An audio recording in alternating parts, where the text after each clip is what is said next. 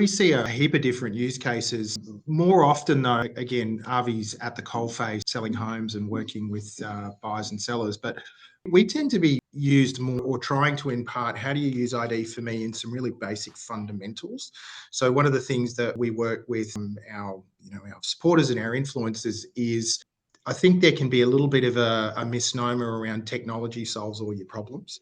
But really what technology does is, in our use case, is we empower you to be super successful at the basics that you would always do. So, Avi's talked about investors. Tons of people use us in that use case where they're looking for the absentee landlord, and for business development managers, it's very, very useful in that scenario. The other thing that we get used quite a lot for is where you have your own listing in a particular street and you want to start doing outreach. The tools absolutely spectacular at being able to help you target who you want to call. So, at a very basic level, we can give you information that is very difficult to get hold of, contact data. So that's one thing. But what we also have is a lot more information about how to profile and target people that actually probably want to talk to you. A basic example would be I've got my I'm an agent, I'm listing a home, I sell that house, and I've got, say, 10 very active or very ready buyers that missed out.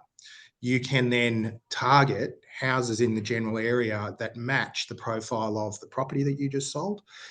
You can reach out to those particular owners. You can also see certain information around how long they've been there for. So you can get a sense of, well, if this person's been there for a while, they might be motivated to sell.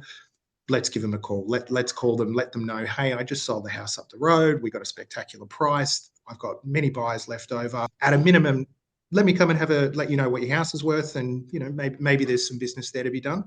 That's a really common use case. I'd probably say the third common way we get used, or prominently get used, is people that are either new to real estate or they've just moved to a new office and they're basically having to start afresh. They don't have the data. They need to build out that contact patch. So our tool's really, really useful there for being able to get verified data quickly. And again, if you're a little bit clever about how you use it, you can be super efficient at who you call. You can rely that the number's verified, it's the person you need to speak to. And so that certainly does appear to take a lot of the pain out of the process of that outreach.